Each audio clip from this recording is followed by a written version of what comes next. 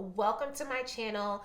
I'm Sabrina of StylewithSagesse, and here I share style and lifestyle content.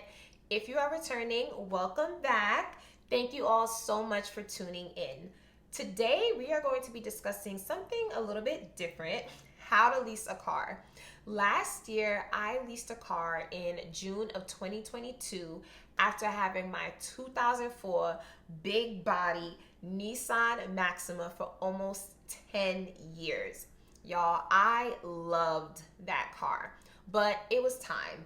And throughout my leasing journey, I learned a few things, and today I want to share 5 tips with you ladies to help you feel more confident and more equipped with the knowledge that you need to go through your own leasing process, and hopefully help make this process feel a little bit less intimidating. I will say I leased a car in a very tough auto market. The pandemic caused supply chain issues, which impacted available inventory.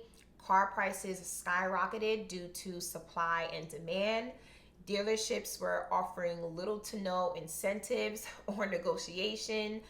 But by God's grace, despite the market conditions, I was actually blessed with a pretty great deal, and my leasing process was super smooth. A quick disclaimer: leasing was the best decision for me. This video is not financial advice, nor am I advising whether or not you should lease. However, perhaps you or someone you know have already decided on a lease, or you're strongly considering a lease. And if so, hopefully these tips will help you. All right, make yourselves comfortable, grab a pen and a paper. I have my notes here to make sure that I don't miss anything, and let's get into the video. First, let's briefly discuss how a lease works. When you are leasing a car, you are financing the car's depreciation. In other words, you are paying for the value of the car you use up while leasing it. Monthly payments are based primarily on the difference between the selling price of the car and the residual value of the car. So what the car is expected to be worth at the end of the lease term. That amount is financed at an interest rate known as the money factor. And then taxes and fees are added to that base payment for your total monthly payment. Keep watching, this will all make sense. Tip number 1, do your research. Before you even reach out to dealerships to talk numbers, it is important to do your research. Research the market. Research what selling prices are looking like. Have an understanding of the leasing process. Get comfortable with the leasing language. Of course, test drive your desired cars. Know what kind of car you want, the make, the model, the trim level, and then determine the MSRP of those cars. Decide on the terms, so the length of the lease and the amount of miles you want to lease the car for. So, do you want to lease the car for 36 months at 10,000 miles per year, or do you want to lease the car for 36 months at 12,000 miles per year? Also, take this time to identify your ideal monthly payment. So what you want to pay each month, or what you can afford to pay each month, and ensure it aligns with the cars that you are interested in. I actually created a Google sheet. I had a tab for each car that I was interested in with all this information. So that's also something that you can do to stay organized. Tip number 2, determine the residual value, money factor, and tax rate. Once you know the specific car you want, now it's time to dig deeper into the numbers and understand some key lease figures. Let's talk through the residual value first. Residual value is the amount of money the car is expected to be worth at the end of the lease term. The higher residual value, the better, because the more money the car is expected to be worth at the end of the lease, the less depreciation you have to finance. Let's say a $30,000 car has a 60% residual value. The car's projected worth at the end of the lease is $18,000, and excluding interest, taxes, and fees, the amount financed would be $12,000. Let's say that same $30,000 car has a 50% residual value. The car's projected worth at the end of the lease would be $15,000, and as such, excluding interest, taxes, and fees, the financing amount would be $15,000. So notice how the car with a lower residual value is projected to be worth less at the end of the lease term and requires a higher financing amount. Next, determine the money factor. The money factor is the financing charge. This is the interest you will pay over the life of the lease. The lower the money factor, the better. The money factor is expressed as a decimal, and to convert it to interest rates, you would need to multiply it by 2,400. So a money factor of 0.00125 would be equivalent to a 3% interest rate. The money factor may or may not be possible to negotiate. However, pro tip, if you are unable to negotiate the money factor, ask the dealership if they lease through another lender besides its own in-house financing institution that may potentially offer a lower money factor and acquisition fee, which is the fee that the lender charges to originate the lease. You can find the residual value and the money factor several ways. I will share with you what I did. I use Edmunds Community Forum, and I will leave a link in the description box with the instructions.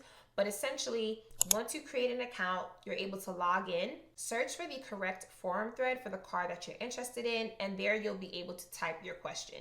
So include the car, the year, the trim, the term, and the zip code.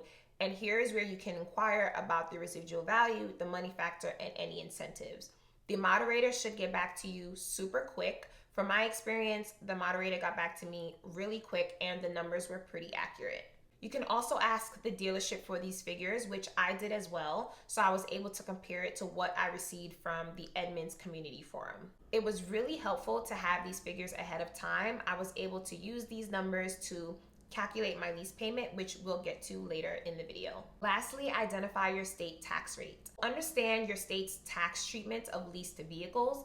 Generally, you only pay taxes on the leased portion of the vehicle, but in some states, you are required to pay taxes on the selling price of the vehicle. So gather this information ahead of time to manage expectations and also take into consideration any local taxes you may be responsible for as well. Tip number 3, determine the amount you want to invest up front. Do you want to put money down? Do you not want to put money down? Do you want to roll the taxes and fees up into the lease deal and only pay the first month's payment? Do you want to pay taxes and fees up front? So decide what you plan to invest up front before you reach out to dealerships, because they will ask and you'll just be more prepared. I will say the benefits of putting money down when you're purchasing a car versus when you're leasing a car is different.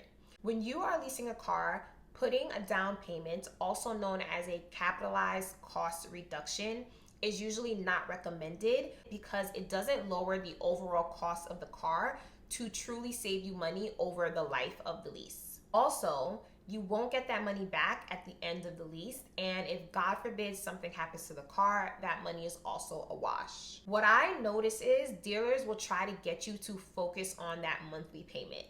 And honestly, you can get your monthly payment down to whatever you want if you put cash down. So, pro tip, focus on the selling price or the capitalized cost of the car.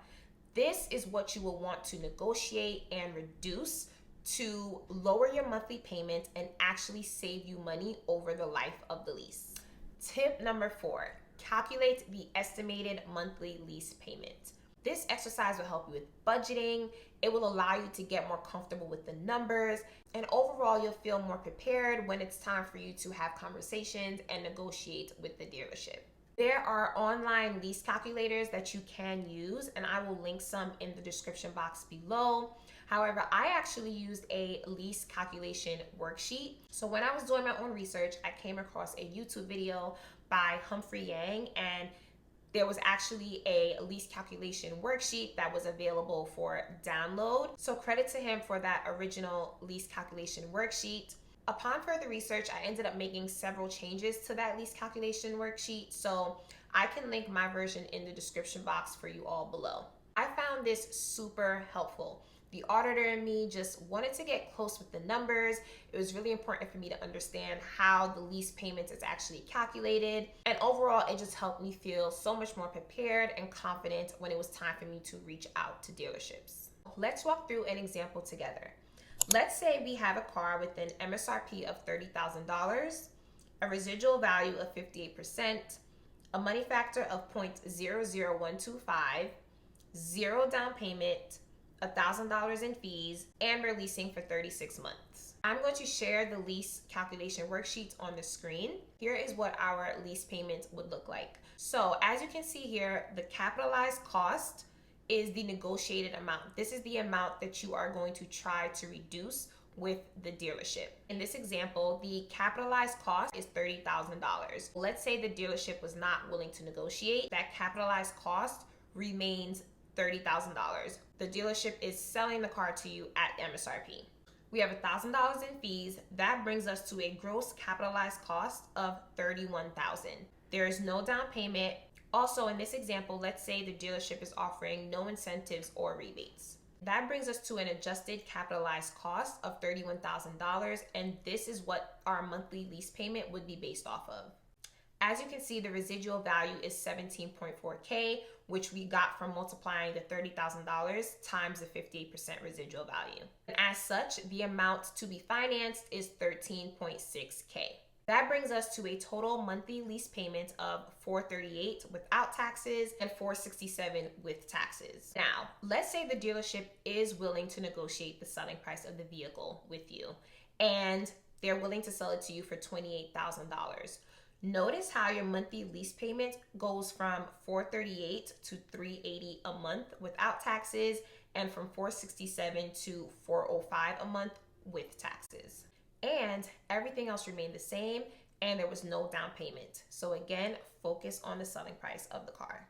The lease payment may not be exact, it is just an estimate, but it is still helpful to use it as a guide to prepare yourself ahead of your conversations with the dealerships, especially because you've done your research, you were able to find the residual value, the money factor, you identified your tax rate, so you already have all those numbers that you can plug into the lease calculation worksheet. Tip number 5, reach out to dealerships to confirm inventory and get lease quotes. Now it is time to shop around. Check dealership websites to see what's available. You can also collect the VIN numbers for each car that you're interested in, so you have them handy when it is time for you to speak to a sales specialist. Call or email to confirm inventory, because what's on the website may not be completely accurate. Cars shown could potentially be on hold if they've been sold already. If the car is available, now it's time to get down to business and run them numbers, okay? Let the sales specialist know exactly what you want, your ideal lease, and what you are looking to spend each month. This is also your opportunity to negotiate the selling price. With that lease calculation worksheet, you can also use it to play around with the capitalized cost and see how much lower you can get your monthly payment if the dealership is willing to negotiate with you. So you can make that capitalized cost maybe 5%, 7% less than the selling price to see where that brings your monthly payment. And then you can offer that to the dealership and say, hey, if you're willing to sell this car to me at this capitalized cost, I'm willing to purchase the car today. And see what they say, so you at least have a baseline. But of course, make sure that number is realistic for the car that you want, especially given this market where there have been little to no negotiations. Also, inquire about any incentives, trade-in allowances, rebates to reduce the price of the car. As I mentioned earlier, if the dealership does lease through another lender, then this is also your opportunity to inquire about a quote with that lender as well. During my leasing process, I asked the dealerships to provide me with the lease quotes because I wanted to see everything firsthand. The lease quote or the lease worksheet has all the information on there. The MSRP of the car, the capitalized cost, the residual value, the money factor, the fees, and your first month's payment. As for the fees, make sure you are aware of all the fees that the dealership will charge you as part of your lease. So the acquisition fee, government fees, dealer documentation fees that can vary by state. Make sure you're aware of them all. Something else to keep in mind, the government fee is a set price reserved by the dealership for your DMV fees. However, if the amount the dealership collects is less than the actual DMV fees, you would be due a refund from the dealership. If your DMV fees are more than the amount that was reserved, then you would owe. So pro tip, I recommend going on your state's DMV website to understand what your DMV fees would be, so your registration, your title, ahead of time, so you know what to expect. That's it. Those are my 5 tips to lease a car. I promise you, if you do your due diligence, if you do your research up front and ahead of time, this will make your leasing process so much easier. Let me know if you have any questions. Hit me up in the comments. Thank you guys so much for watching. Be sure to like, comment, and subscribe, and pull up on me for the next video. Peace.